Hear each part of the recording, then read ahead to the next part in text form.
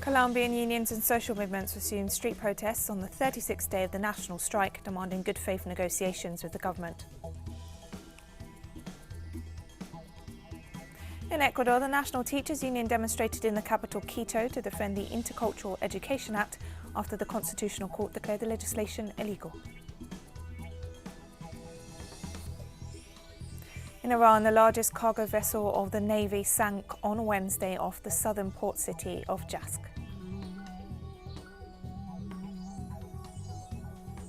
From the headquarters of teleSUR English in Havana, Cuba, this is From the South, and I'm Katrina Goss.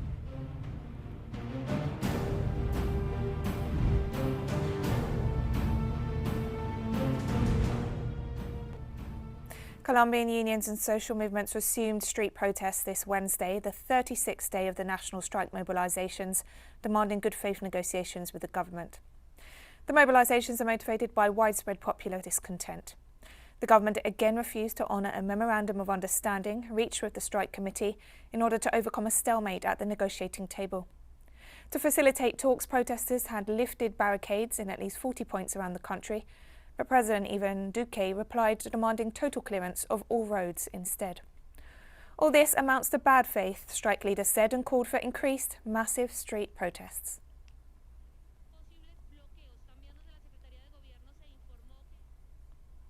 In Peru, presidential candidates Pedro Castillo and Keiko Fujimori are carrying out their final campaign events prior to the runoff vote on Sunday, marked by a polarized atmosphere.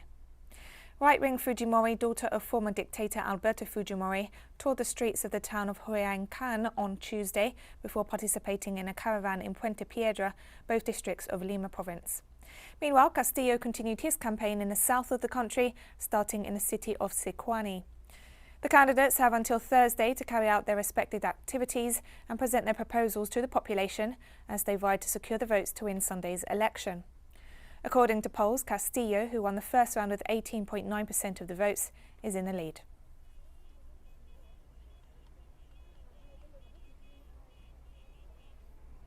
And during the electoral campaign in Peru, the agriculture sector has been promoted as a source of employment by both presidential candidates. The difference is that right-wing Keiko Fujimori proposes to boost agro-industry for export, while leftist Pedro Castillo promises a second agrarian reform. 1/3 of the Peruvian population makes a living from agricultural activities. Our correspondent Veronica Insausti brings us more details. In Peru, out of a population of 33 million people, more than 9 million made their living from family farming.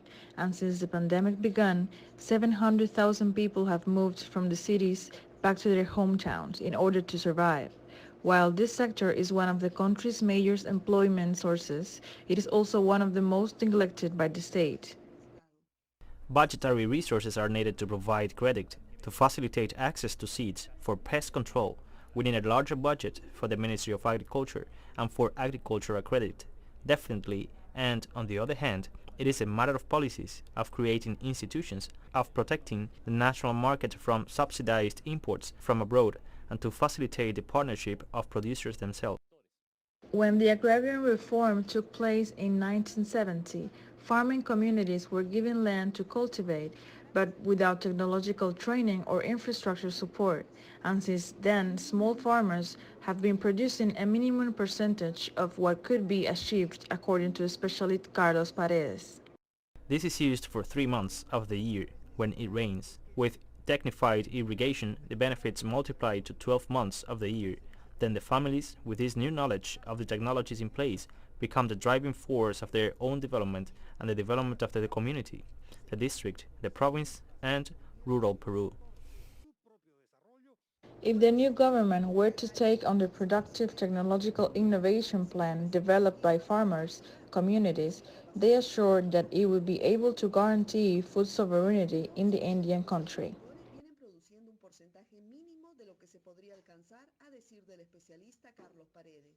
1.8 billion soles a year, which end up here in Gloria, Alicorp, and fish canning companies. So there is an interest that poverty continues in order for big businesses to function, and the state is at the service of that, and that is why they do not commit to this. We, in the Farmers Confederation of Peru, have proposed a social investment fund for productive technological innovation of 1 billion soles, with which we would allow 143,000 families to implement these technologies plus water and sanitation. In the last 3 decades, governments have failed to promote small and medium agriculture, leaving the development of agribusiness for export in the hands of multinationals, while the state must import most of the food of the basic food basket to ensure food delivery as part of social programs. Verónica Insausti, teleSUR, Peru. Wednesday is the last day of campaigning in Mexico ahead of this coming Sunday's polls. Voters will renew the 500-strong Chamber of Deputies. Numerous political groups and aspirants to Congress seats are holding rallies around the country. The legal campaigning time allowed 45 days of political agitation against a background of violence that took the lives of over 30 candidates. President Andrés Manuel López Obrador reassured voters that his government has taken all necessary provisions to guarantee a safe exercise of their constitutional rights. Vamos nosotros a dejar de proteger a las personas y de castigar. In St. Vincent and the Grenadines, authorities have warned citizens of vulnerabilities as hurricane season begins. The Caribbean country's Met Services warned that after the eruption of La Soufre volcano, the island could be entering the hurricane season more vulnerable than before due to the fact that shelters are still occupied with victims of the volcanic eruption. For her part, the director of the National Emergency Management Organization, Michelle Forbes, said that authorities are identifying additional shelters to be prepared for possible storms. The hurricane season in the Atlantic begins on June 1st and concludes at the end of November.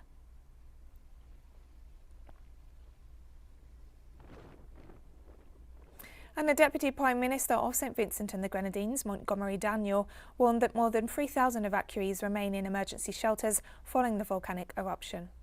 Daniel advised families to take shelter with relatives before the hurricane season starts so that facilities don't collapse.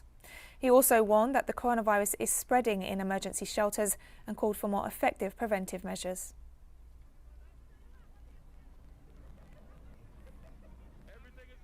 And we'll be right back after this very short break, so don't go away.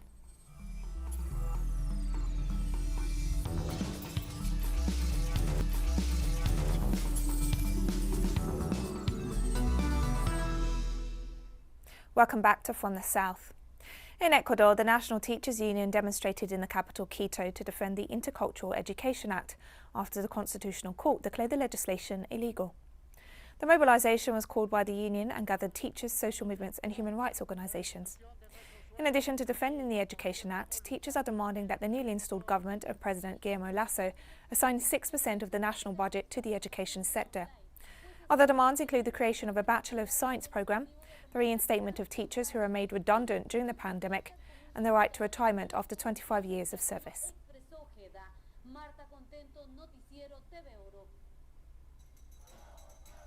In the United States, the Biden administration suspended oil and gas leases in Alaska's Arctic National Wildlife Sanctuary, reversing a drilling program approved by former President Donald Trump.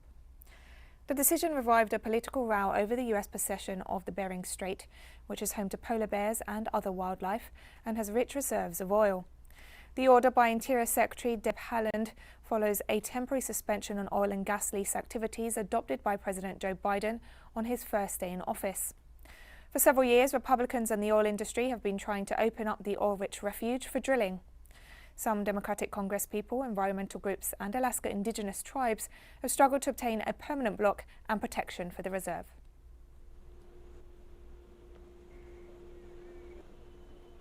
The former International Monetary Fund chief, Rodrigo Rato, will stand trial in Spain, facing corruption, money laundering and tax dodging charges. Rato, who was found guilty in 2018 of embezzlement over the misuse of Bankia credit cards, is in a semi-release stage after serving half of a 4.5-year jail term. Last year, he was acquitted in a separate fraud trial over the listing of the bank in 2012. A judge from the Madrid court decided to initiate oral proceedings against him. Police are further investigating where the Conservative politician's substantial financial assets came from.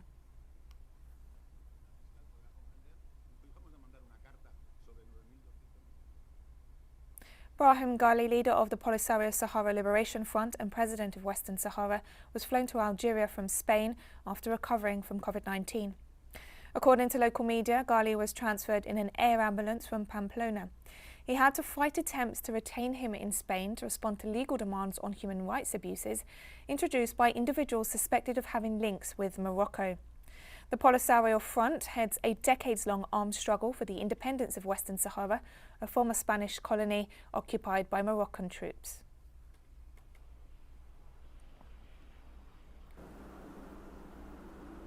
In Russia, the Senate approved on Wednesday the nation's exit from the Aerial Surveillance or Open Skies Treaty. Russia decided to leave the agreement after the United States abandoned it unilaterally in 2020.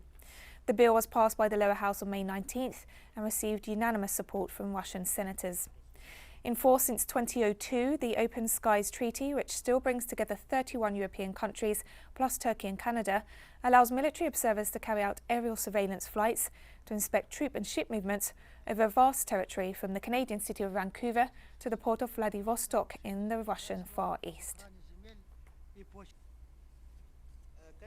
The Russian Federation put forward a concrete proposal about maintaining the viability of the treaty, allowing surveillance flights over military facilities, and informed participants of other countries on the necessity of assurances about non-transfer of information about observation flights to third-party states, considering that our partners refused it, that they weren't ready for reciprocal steps, and considering the necessity for providing national security, the Russian Federation took the decision about the exit from the treaty.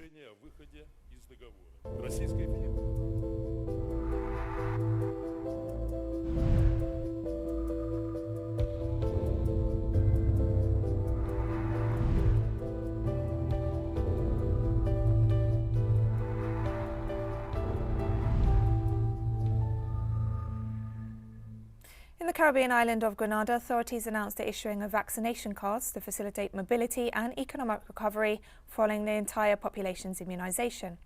Grenadian vaccination cards will resemble personal IDs, such as driving licences, and will be issued only after full 2 jab doses are applied.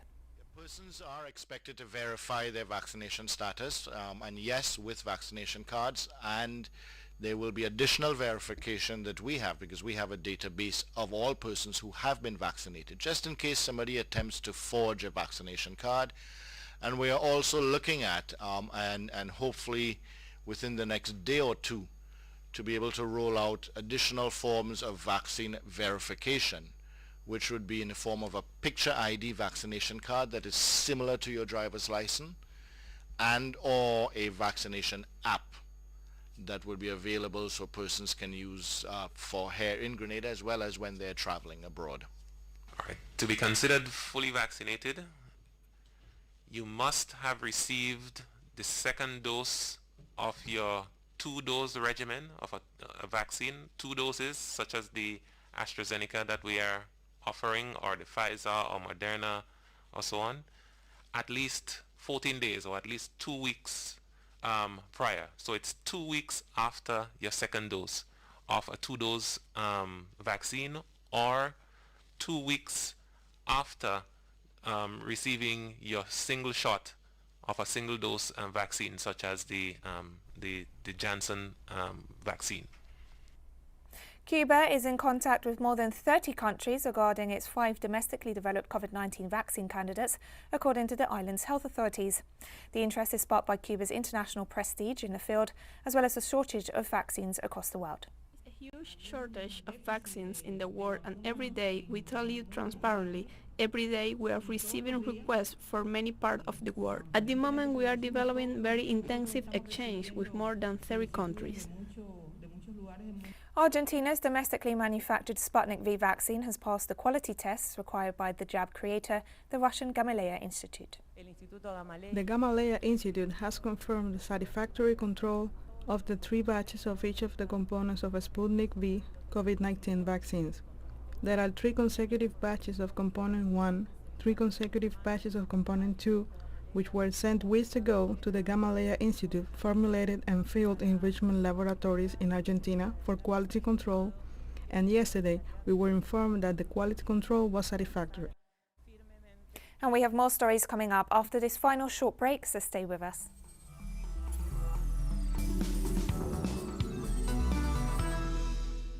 Welcome back to From the South.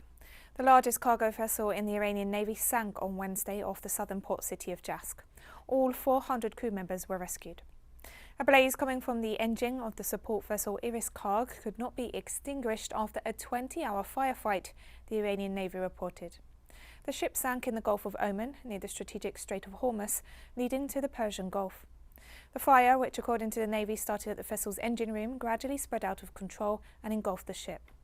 A Navy spokesman said the cause of the fire was still under investigation. The Iris Karg had been in service for 40 years and was used for both logistical and training services.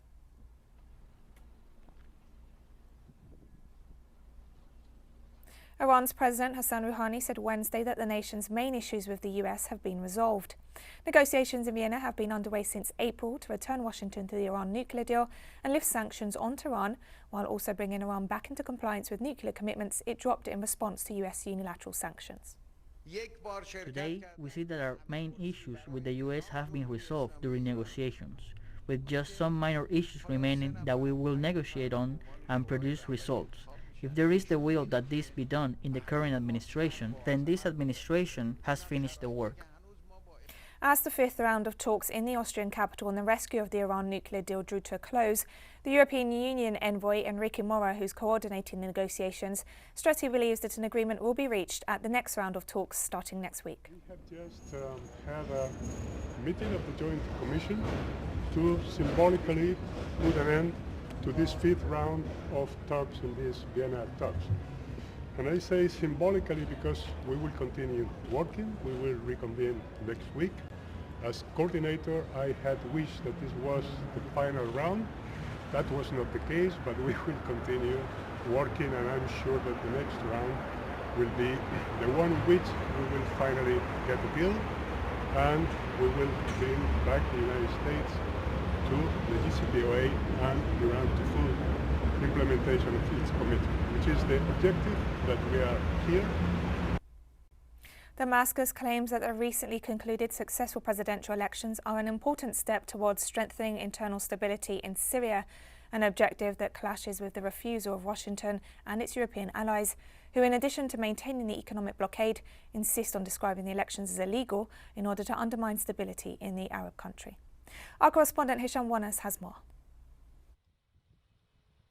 Following the re-election of President Bashar al-Assad, the European Union announced its decision to maintain its sanctions imposed on the Syrian government for one more year until June 1st, 2022. In response, the Syrian Foreign Ministry, in addition to condemning the decision as inhumane, said that just as the Syrian people and their army succeeded in defeating terrorism and its supporters through their massive turnout at the polls, they are now more determined to thwart any attempt to external pressure on interference in their internal affairs.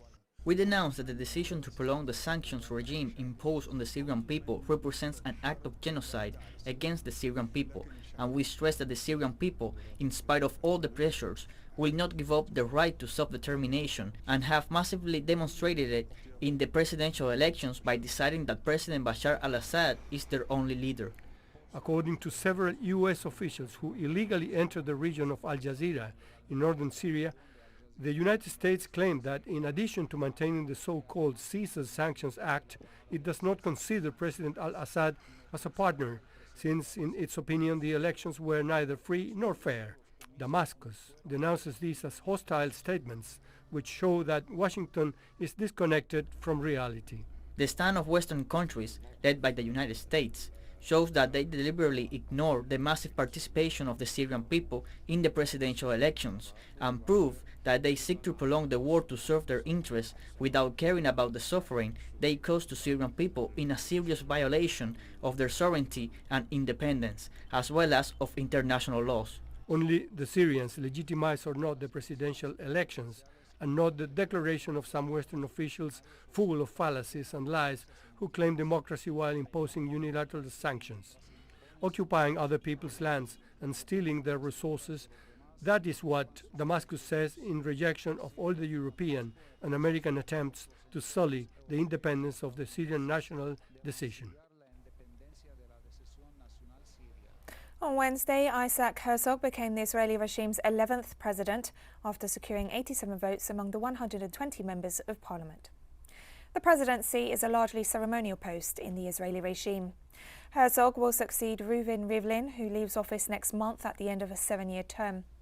Herzog is a former head of Israel's Labour Party and opposition leader who unsuccessfully ran against Prime Minister Benjamin Netanyahu in the 2015 parliamentary elections. His father was Israel's ambassador to the United Nations before being elected president from 1983 to 1993.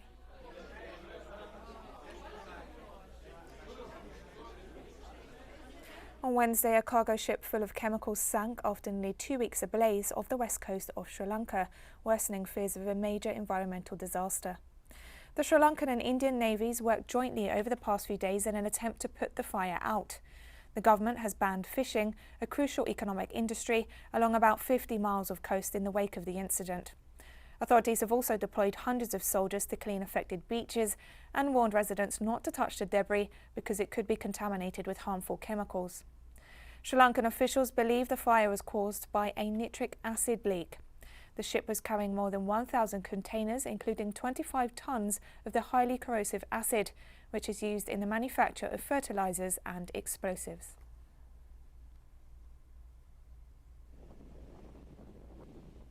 And we've come to the end of this news brief, but remember you can find these and many of our stories on our website at telesurenglish.net. You can also follow us for all the latest news on social media.